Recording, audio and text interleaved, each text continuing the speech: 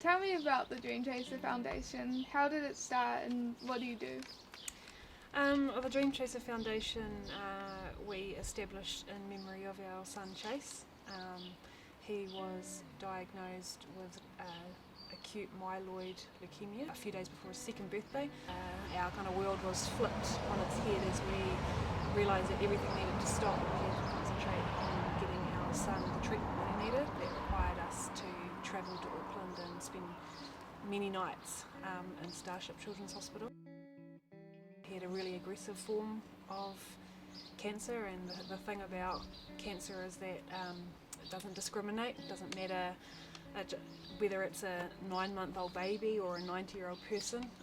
The cancer is really, really strong, and so therefore the treatment that is required to try and make that person well again it's the same treatment plan regardless of the person. So these little kids that get diagnosed with cancer, they get a massive dose of chemotherapy, just the same as an adult would, to try and get rid of the cancerous cells in their body.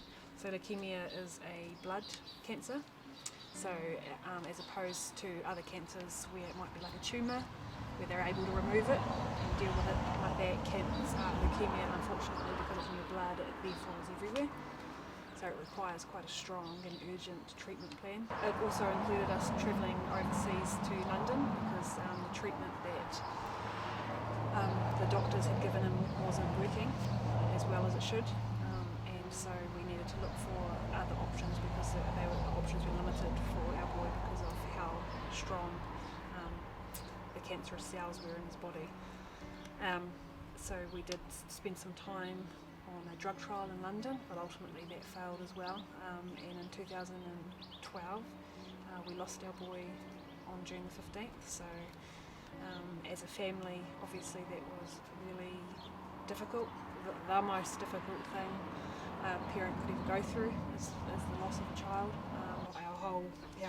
Our whole world was destroyed. So we needed to try and find some way to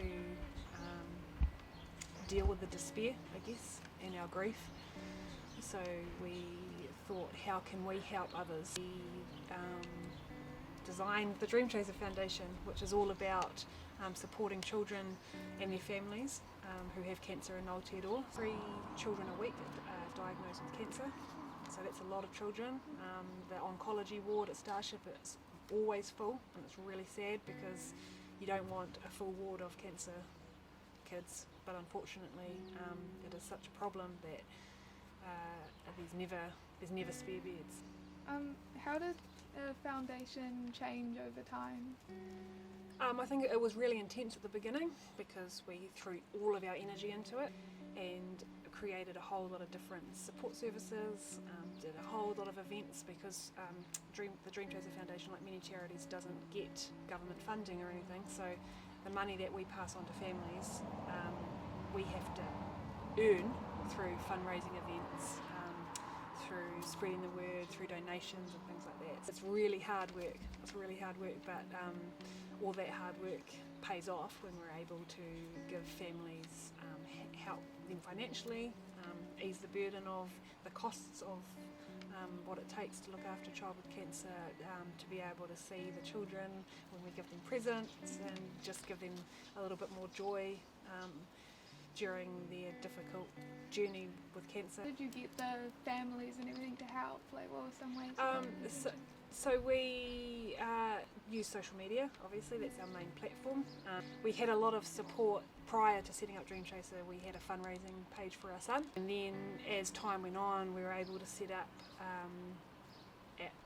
area coordinators for different regions, and they were able to go ahead and do their own fundraisers. So together, collectively, we were able to continue to meet our fundraising goals. What are some of the biggest achievements you've made with this foundation? We've done some really cool things over the years. We do things like at Ronald McDonald House. So Ronald McDonald House is on the Auckland Hospital grounds, and that's where families stay. So families who live outside of Auckland obviously can't go back and forth. You've got kind of shared communal spaces in your own rooms. and that allows for families to all stay together as a unit, which is really important to get through the difficulties of treatment. And so we like to give back to Ronald McDonald House, support them and do cool stuff.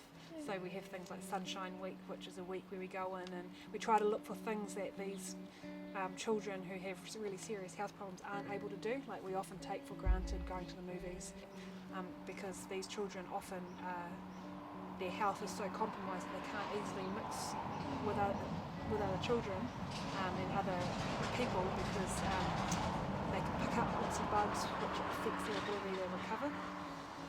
So we thought, well, lots of these kids, like our son, never got the chance to go to the movies, so why don't we bring the movies to them? So we would set up, a movie night with beanbags and a giant screen and popcorn and candy floss, bring some joy to their lives and just give them a little sense of normality. But I think probably the most kind of substantial thing we've done to date is sponsoring a transplant room at Ronald McDonald House. So that was a big goal of ours. It's always been a goal to sponsor a room. It's super expensive, but we managed to reach our goal of $90,000, which meant that we were able to sponsor a room. And so that room is for children who are, and their families, who are recovering from bone marrow, lung, heart, kidney transplants.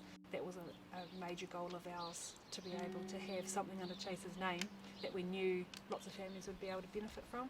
It's really nice to know that Chase's legacy is continued by having a presence at Ronald McDonald House through our Dream Chaser room. How has the COVID-19 pandemic affected all this? It has affected our ability to obviously visit Ronald McDonald House and Starship Hospital. Just generally, even with that, outside of the COVID situation, you have to be really well. Like you can't go in with any type of runny nose or anything. So they're always cautious about protecting the children. I feel really sorry for those families because it would have really meant that the family dynamic, visitors and friends would have just been no more.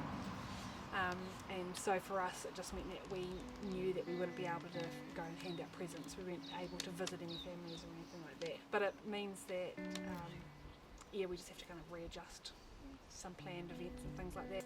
We've got this giving program which is called Dream Chaser Guardians, which I know your family are part of.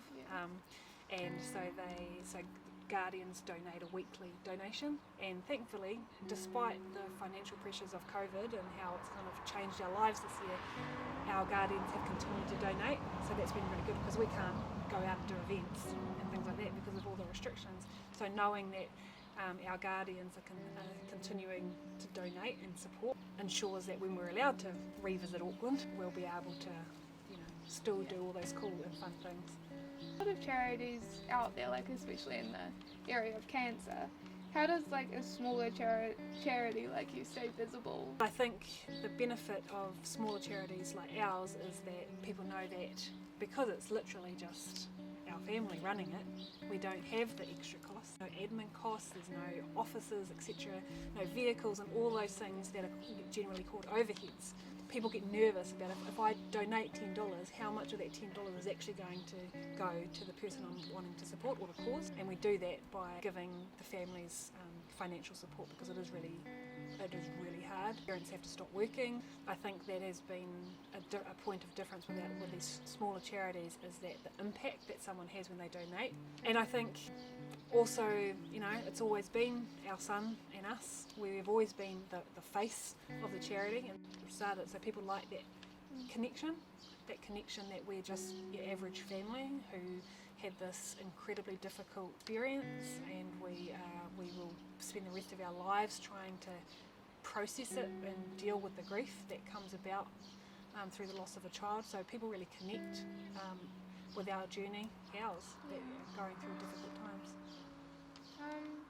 How can kids my age, kids still in school and stuff, help the charity? This is a great example, right? The fact that you're here and that you've chosen a really important cause like this to back and to create a project around. There's lots of ways that younger people can help, and it's mainly about spreading the word. sharing what we do as a charity and looking for opportunities to either fundraise or give us a hand. It's important to us to keep visible and present. How does the whole charity go from like day to day? This year's been a little bit trickier than normal, but we rely on our guardians, like I mentioned before, to help pages, or there's lots of, often there's some media around children who are going through the cancer journey, so people share and say, oh look, are you guys able to donate to this person? Or they'll say, look, my niece is just recently diagnosed, so it's really word of mouth about how we are able to find families that might need support, and that's worked really effectively because it also allows our guardians to feel like they're having a say in how we run the charity, which is another point of difference. Lots of charities have giving programs, but then you donate and then you don't know what happens. The whole idea behind the guardians is that they have a role in how the charity kind of gives. How did you come up with the design for the little sun? Well, the sun was originally a Huffer t-shirt that we bought our son Chase, and he loved it and he wore it all the time, so much so that the yellow became less yellow because he wore it all the time. And so when we were thinking of a kind of a logo, I guess, or a brand that suits the Dream Chaser Foundation, we thought the sun would be perfect. So we went to Huffer and said, look, we told them our story, and they said, yeah, fine, take the sun. So it's really cool to know that a Kiwi brand like Huffer was able to say, yeah, cool, go ahead and use our logo. And also we wanted to be a positive name, so you'll notice that we don't actually have the word cancer in our branding, so the Dream Chaser kind of has a positive connotation to it. Once they are well, they can carry on and chase their dreams. Much about that. Like, my mum said that you also do like bone marrow stuff. Yeah. So our son needed a bone marrow transplant because his bone marrow was cancerous. The process is that you need to clear out the cancerous cells and replace it with someone's healthy bone marrow. If you need a bone marrow transplant, you need to rely on someone healthy to donate their bone marrow. Lots of people don't understand that bone marrow isn't solid bones, so lots of people get scared of becoming a bone marrow donor. And so an important part of the Dream Chaser Foundation is trying to have that conversation and say, look, there's lots of children like our son who couldn't find a match. What we try to do is spread the word about how easy it is to become a bone marrow donor, what the process is, and what it means if you do become a bone marrow donor, that it literally means that you might be able to save a life. Māori and Pacific Island children, they often can't find a bone marrow match, and so we need to target Māori and Pacifica to try and encourage them to become bone marrow donors. Isn't there like because they're quite sacred about their bodies? Yeah, that is a reason. So there's cultural reasons why people, why Māori don't donate. But for bone marrow, you have to have a genetic link. So therefore, a Māori child who needs a bone marrow transplant will often find their match from another Māori person. So that's how we try and break down the cultural barriers about donating. We're saying it's not going to just anybody, it's going to a Māori person, and therefore you're potentially saving their lives, and in terms of whakapapa, the future generations, you're enabling them to carry on. So it's just about having a kōrero with, having a discussion, and kind of breaking down those kind of myths that surround this whole issue. So it is a tricky issue. It's a sensitive issue, but we like every sensitive issue, we need to talk about it, so that we learn more about it and we become more aware.